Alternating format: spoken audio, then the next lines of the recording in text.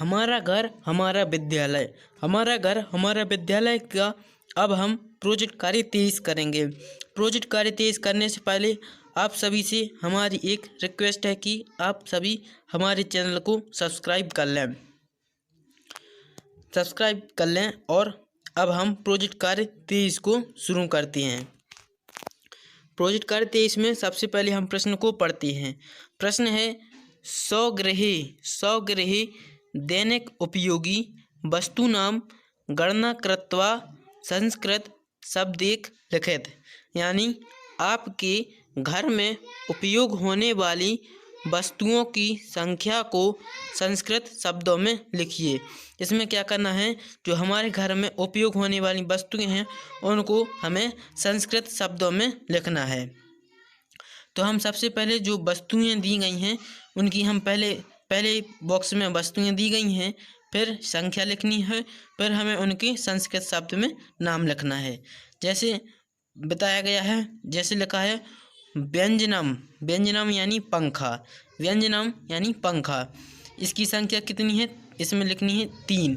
फिर संस्कृत शब्द क्या हुआ, त्रीणी। संस्कृत शब्द क्या है, त्रीणी। फिर प्रश्न नंबर 1 देखिए, इसमें 1 में लिखें क्या लिखा है, चस्का। चस्का यानी गिलास। चस्का यानी क्या होता है, गिलास। इसकी संख्या कितनी है, 10। आपके घर में बताना है कि कितनी संख्या इनकी, 10। फिर संस्कृत शब्द क्या है, इसका संस्कृत शब्द लिखेंगे दसहा। ठीक, इसका संस्कृत शब्द है 10। फिर लिखेंगे सचल। सचल इसका अर्थ क्या होता है, मोबाइल। सचल यानी मोबाइल। इसकी संख्या अपने घर में कितनी है, 5 लिखेंगे। जितनी आपकी घर में संख्या हो आप अपने अनुसार लिख सकते हैं। यहाँ पर 5। इसकी शब्द संस्कृत शब्द क्या होगा, पंच। ऐसा लिखना है आपको, पंच। फिर लिखेंगे दूरदर्शनम। दूरदर्शनम दूरदर्शनम यानी टीवी। इसकी संख्या कितनी है, 1। और संस्कृत शब्द क्या होगा, एकम। फिर आसंधा। क्या है, आसंधा यानी कुर्सी। आसंधा मतलब कुर्सी। इसकी संख्या कितनी है, 6। और इसको संस्कृत शब्द में लिखेंगे 60। संस्कृत शब्द क्या होगा इसका, 60। फिर 5वां क्या है, छत्रम। छत्रम माने छाता। छत्रम यानी क्या होता है, छाता। इसकी संख्या कितनी होती है, 3। आपके घर अनुसार लिख सकते हैं संख्या इनकी 3। और संस्कृत शब्द क्या है, त्रीणी। 3 का संस्कृत शब्द त्रीणी। फिर 6वें नंबर है घटा। 6वें नंबर क्या है, घटा। घटा मीन्स घड़ा। घटा यानी क्या होता है, घड़ा। और इसकी संख्या कितनी है, 2। फिर संस्कृत शब्द लिखेंगे इसका तो क्या हो जाएगा, द्वे। फिर 7वें नंबर क्या है, पुस्तकम। पुस्तकम को क्या कहते हैं, किताब। और इसकी संख्या कितनी है, 15। हमारे यहाँ पर कितनी है इसकी किताबों की संख्या, 15। फिर संस्कृत शब्द लिखेंगे इसका पंचदशा। संस्कृत शब्द क्या होता है 15 का, पंचदशा। फिर 8वां नंबर लिखेंगे। 8वें नंबर पर लिखा है द्विचक्रिया यानी साइकिल। द्विचक्रिया यानी साइकिल। और संख्या कितनी है, 3। फिर संस्कृत शब्द क्या है, त्रीणी। फिर 9वें नंबर पर लिखा है कंदुकहा।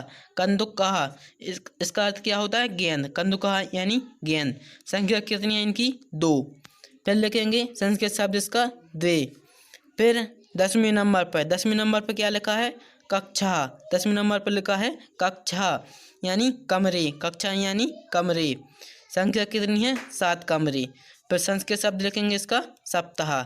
ऐसे ही आपको भी अपने अनुसार लिखना है। अब हम प्रश्न क्रमांक अगला देखते हैं। अगला प्रश्न है निर्देशानुसारम संख्याम अंकेषु संस्कृत शब्देषु लिखित। यानी निर्देश अनुसार संख्याओं को अंकों या संस्कृत शब्दों में लिखिए। तो यहाँ पर जो सारणी दी गई है इसमें कुछ अंक हैं उन्हें शब्दों में लिखना है और जो कुछ शब्द हैं उन्हें अंकों में लिखना है। तो इस सारणी को हम भरते हैं। तो जैसे सबसे पहले एक उदाहरण दिया है 5 जो अंकों में है और यहाँ पर हमें शब्दों में बदलना था। तो 5 को शब्दों में बदला इन्होंने, पंच लिखा। तो इसी तरह से हमें भी भरना है। जैसे अब हम 2 को हम शब्दों में लिखेंगे द्वे। फिर 3 को हम शब्दों में भरेंगे त्रीणी। 3 को क्या लिखती हैं, त्रीणी। फिर हमें अंकों में खाली जगह छोड़ी है और शब्दों में चतवारी लिखा है। कितना लिखा है? चतवारी। चतवारी यानी कितना होता है? 4।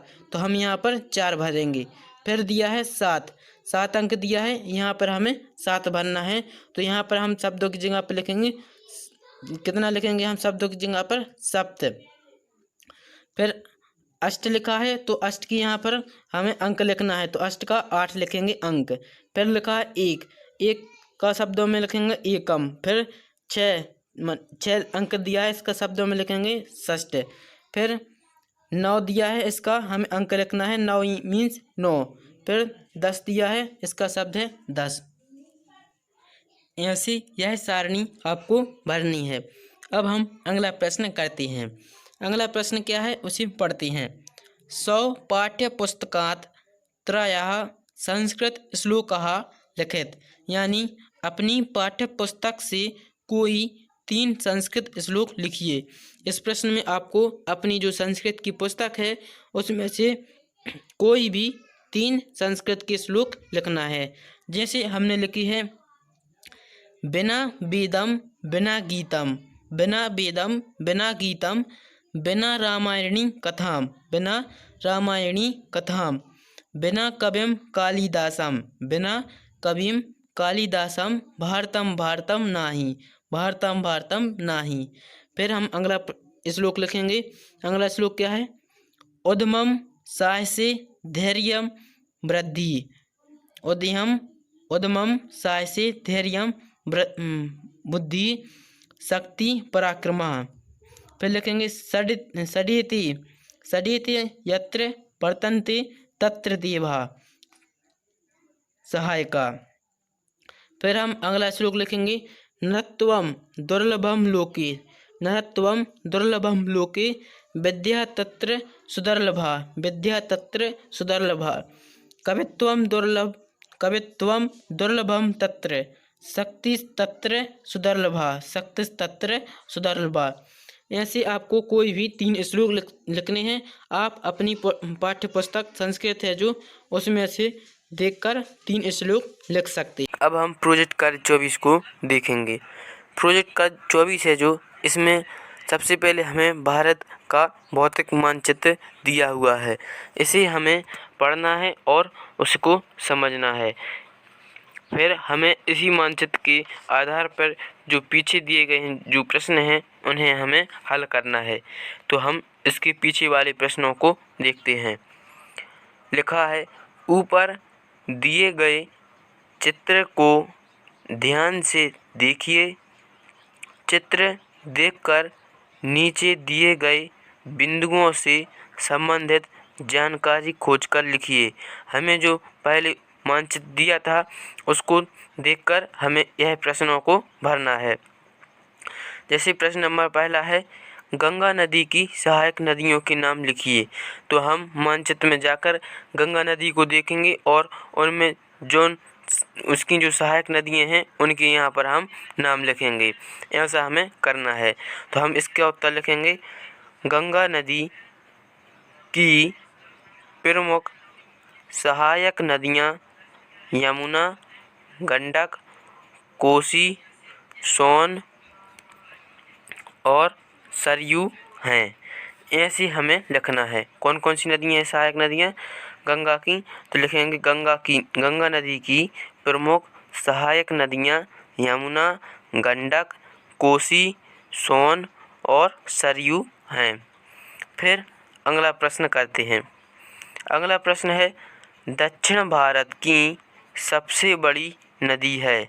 इस प्रश्न में हमें यह बताना है कि दक्षिण भारत की सबसे बड़ी नदी कौन है।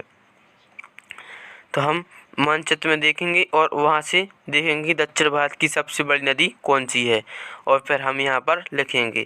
तो इसका उत्तर हम लिखते हैं, दक्षिण भारत की सबसे बड़ी नदी गोदावरी है।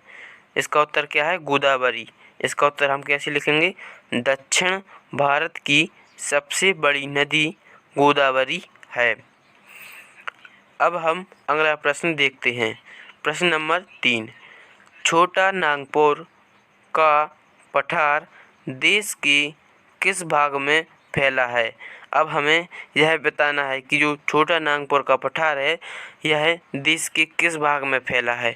हम फिर से वही मानचित्र में देखेंगे और छोटे नागपुर का पठार ढूंढेंगे और यह देखेंगे कि यह भारत देश के किस भाग में फैला है। इसका हम उत्तर लिखते हैं। छोटा नागपुर का पठार देश के पूर्वी हिस्से में फैला है। कहाँ फैला है? पूर्वी हिस्से में। छोटा नागपुर का पठार देश के पूर्वी हिस्से में फैला है। ऐसा आप प्रश्न 3 का उत्तर लिखेंगे। अब हम प्रश्न क्रमांक 4 देखते हैं। प्रश्न क्रमांक 4 है जो कौन कौन सी नदियाँ बंगाल की खाड़ी में मिलती हैं। इस प्रश्न में हमें क्या बताना है? जो बंगाल की खाड़ी में नदियाँ गिरती हैं उनको यहाँ पर लिखना है। इसका हम उत्तर लिखेंगे। बंगाल की खाड़ी में गिरने वाली प्रमुख नदियाँ गंगा, ब्रह्मपुत्र, हुगली, जमुना, मेघना प्रमुख हैं।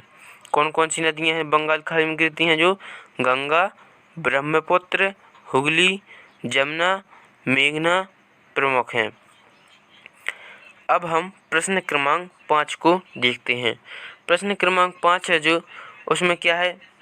पूरब से पश्चिम दिशा की ओर बहने वाली नदियों के नाम लिखिए। इसमें हमें पूरब से पश्चिम दिशा की ओर जो नदियाँ बहती हैं हमें उनके नाम लिखने हैं। हम फिर से जो भारत का भौतिक मानचित्र है उसमें देखेंगे जो पूरब से पश्चिम की दिशा की ओर कौन कौन सी नदियाँ बहती हैं, फिर हम उन नदियों को यहाँ पर लिखेंगे। तो इसका उत्तर लिखते हैं। पूरब से पश्चिम की ओर बहने वाली नदियाँ नर्मदा और ताप्ती। ये 2 नदियाँ ऐसी हैं जो पूरब से पश्चिम की ओर बहती हैं, उन्हें हम लिखेंगे नर्मदा और ताप्ती। फिर अगला प्रश्न देखते हैं। प्रश्न क्रमांक 6। प्रश्न क्रमांक 6 है नर्मदा नदी किन 2 पर्वतमालाओं के बीच से प्रवाहित होती हैं। इनमें हमें यह बताना है कि जो नर्मदा नदी है वे कौन 2 पर्वतमालाओं से प्रवाहित बहती हैं। इसका हम उत्तर लिखेंगे।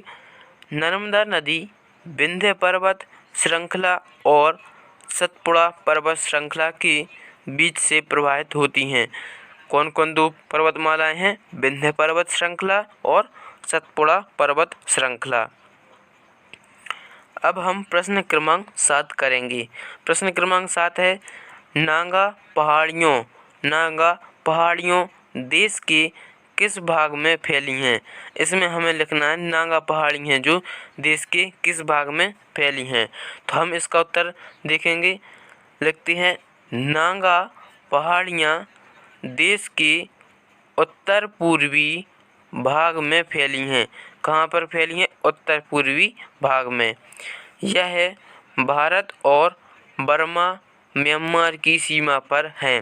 नागा पहाड़ियाँ हैं जो कहाँ हैं? भारत और बर्मा म्यांमार की सीमा पर हैं। अब हम प्रश्न क्रमांक 8 करेंगे। प्रश्न क्रमांक 8 क्या है? इसमें लिखा है हिमालय पर्वतमाला का विस्तार भारत के किन किन राज्यों में है। तो इसमें हमें बताना है जो हिमालय पर्वतमाला है इसका विस्तार भारत के कौन कौन राज्यों में है। हमें हिमालय पर्वतमाला का विस्तार लिखना है। इसका हम उत्तर लिखते हैं। जम्मू कश्मीर, हिमाचल प्रदेश, उत्तराखंड, सिक्किम, अरुणाचल प्रदेश, मणिपुर, मिजोरम, त्रिपुरा, मेघालय, नागालैंड, असम आदि राज्यों में हिमालय पर्वतमाला का विस्तार है। आप एक बार मानचित्र में देखकर आप फिर से मिलाइए। जम्मू कश्मीर, हिमाचल प्रदेश, उत्तराखंड, सिक्किम, अरुणाचल, मणिपुर, मिजोरम, त्रिपुरा, मेघालय, नागालैंड, असम इन राज्यों में हिमालय पर्वतमाला का विस्तार फैला हुआ है। अब हम प्रश्न क्रमांक 9 करते हैं। प्रश्न क्रमांक 9 है इसमें लिखा है अरावली अरावली पर्वत श्रृंखला का विस्तार किस राज्य में है? अब हमें अरावली पर्वत श्रृंखला का विस्तार देखना है, तो हम मानचित्र में जाकर अरावली पर्वत श्रृंखला को ढूंढेंगे और हमें उसका विस्तार बताना है कि किस राज्य में है। अब हम देखते हैं अरावली पर्वत श्रृंखला। इसका उत्तर लिखेंगे हम। अरावली पर्वत श्रृंखला का विस्तार राजस्थान में 80% और हरियाणा, गुजरात, पाकिस्तान वाला पंजाब राज्य में है। अरावली पर्वत श्रृंखला का विस्तार कहाँ कहाँ है? राजस्थान, हरियाणा, गुजरात और पाकिस्तान वाला राज्य में अरावली पर्वत श्रृंखला का विस्तार है। अब हम प्रश्न क्रमांक 10 करेंगे। प्रश्न क्रमांक 10 है जो उसे पढ़ते हैं। हिमालय पर्वत की प्रमुख चोटियों के नाम लिखिए। इस प्रश्न में हमें हिमालय पर्वत की जो चोटियां हैं उनके नाम लिखनी हैं, तो उनके हम नाम लिखते हैं। मकालू, कंचनजंगा, माउंट एवरेस्ट, अन्नपूर्णा, नामचा बरवा प्रमुख हैं। हिमालय पर्वत की प्रमुख चोटियां कौन कौन सी हैं? मकालू, कंचनजंगा, माउंट एवरेस्ट, अन्नपूर्णा, नामचा बरवा प्रमुख हैं। यह प्रश्न क्रमांक 10 का उत्तर होगा। अब अगला प्रश्न 11। प्रश्न क्रमांक 11 है, इसे पढ़ते हैं। भारत का रेखा मानचित्र बनाकर उसमें गंगा व कावेरी नदी के प्रवाह क्षेत्र को दर्शाइए।